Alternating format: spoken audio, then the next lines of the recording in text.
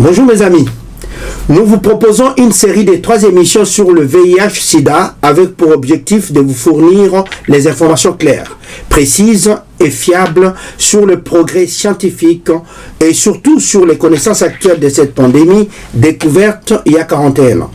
Le VIH ou HIV en anglais et le sida sont 2 termes qui désignent 2 étapes différentes d'une même maladie, à savoir le VIH et le virus responsable de l'infection évoluant vers le sida en absence de traitement.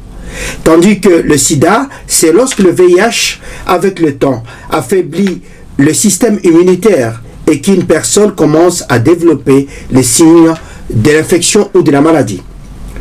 Comprendre cette différence est essentiel pour la sensibilisation continue et du dépistage précoce dans la lutte contre le VIH-Sida. Selon l'ONU-SIDA, relayé par Santé publique France, aujourd'hui, dans le monde, près de 37 millions de personnes sont infectées par le VIH. En France, on estime que 25 000 personnes ignorent leur infection par le VIH et que chaque année, 6 000 personnes découvrent leur séropositivité. Et près de 25% des personnes chez qui on diagnostique le VIH chaque année ont plus de 50 ans. Si ce n'est pas encore fait, merci de vous abonner à notre chaîne Jean-Paul Djamba car c'est gratuit et partagez la vidéo.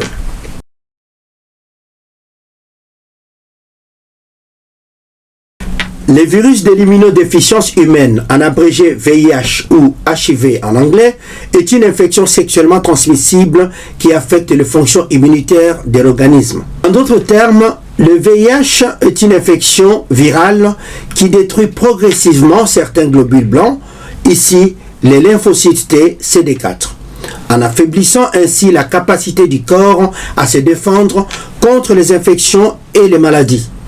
De ce fait, sans traitement adapté, le VIH provoque une immunodépression dans le corps et évolue vers le sida. Tandis que le terme sida ou syndrome d'immunodéficience acquise désigne le stade ou la forme la plus grave et avancée de l'infection par le VIH. Et on ne parle de sida que lorsqu'une personne développe une maladie opportuniste, comprenant entre autres les infections virales ou devant la présence des infections bactériennes ou encore devant un dysfonctionnement du système nerveux, une perte de poids, etc. Et sur le plan biologique, on observe le nombre de lymphocytes TC4 considérablement diminué à 200 à 300 mm de mercure. Sachez qu'un taux normal de lymphocytes T CD4 se situe entre 600 et 1200 mm de mercure. Donc la principale différence entre le VIH et le sida réside dans la progression de l'infection. Le VIH est le virus lui-même, responsable de l'infection qui évolue vers le sida en absence de traitement adapté. Tandis que le sida, c'est le stade avancé et sévère de l'infection par le VIH à l'absence de traitement, caractérisé par la présence des infections opportunistes. Notez que toute personne séropositive ne développe pas le sida. C'est-à-dire que certains patients séropositifs vieillissent avec le virus sans pour autant développer le sida. Ça existe.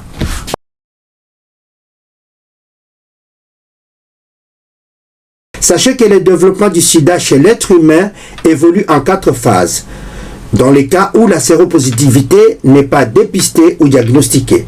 Il y a d'abord la primo-infection.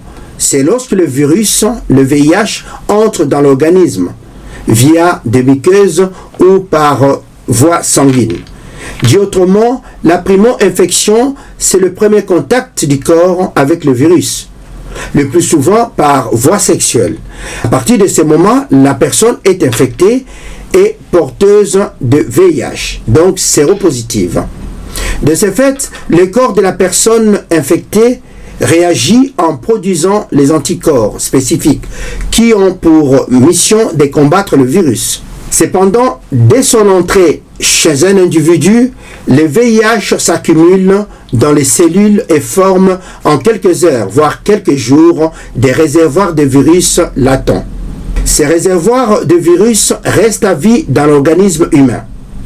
Et la particularité du VIH est qu'il s'attaque aux cellules du système immunitaire, en particulier aux lymphocytes T CD4, qui sont les cellules qui protègent le corps contre les attaques de maladies et autres infections. Dans la phase primo-infection, certaines personnes ont des symptômes qui peuvent ressembler à une grippe avec fièvre, fatigue, présence des ganglions, maux de tête, etc. Certaines personnes développent également une éruption cutanée, des boutons, de plaques rouges. Ces symptômes disparaissent habituellement d'eux-mêmes en moins de 15-20 jours, alors que d'autres personnes n'ont pas de symptômes. Néanmoins, dans cette phase, la quantité de VIH dans le sang est élevée, d'où le risque très élevé de transmission. Dans la phase 2 ou phase asymptomatique, qui est une phase chronique du VIH, c'est la période entre 2-5 ans, voire plus, période pendant laquelle il n'y a pas vraiment de symptômes ressentis. Donc, la personne séropositive ou porteuse de VIH peut rester sans signes ou symptômes pendant plusieurs années, selon les individus, car quelques facteurs peuvent influencer la durée de cette période ou de cette phase. Pour certaines personnes, celle-ci durera en moyenne de 5 à 7 ans, parfois moins, et pour d'autres, pendant 10, 20, voire 30 ans. Et pendant ce temps, le virus continue à se développer, entraînant ainsi au fil du temps la diminution et la disparition des lymphocytes T CD4, nécessaires au bon fonctionnement du système de la défense immunitaire. Et on rentre dans la phase 3 ou la phase séropositive avec symptômes, encore appelée la phase d'accélération en raison de l'affaiblissement du système de défense immunitaire et en l'absence de traitement. Certaines manifestations s'installent, notamment une fièvre qui ne passe pas, diarrhée, infection de la peau comme les condylomes qui sont des verrues dans la zone anale et génitale, le zona, la perte de poids, les sueurs nocturnes, etc. Et enfin, la phase 4, SIDA, c'est lorsque le VIH, avec le temps, détruit, affaiblit le système immunitaire et qu'une personne commence à développer des signes de l'infection. Ici, on parle de maladies opportunistes, c'est-à-dire des maladies qui profitent que l'organisme soit faible, sans défense, pour l'attaquer. Et on trouve parmi les maladies opportunistes la tuberculose, certains cancers, etc. Sans prise en charge ou traitement, les patients décèdent, pas par du sida, mais par des maladies opportunistes.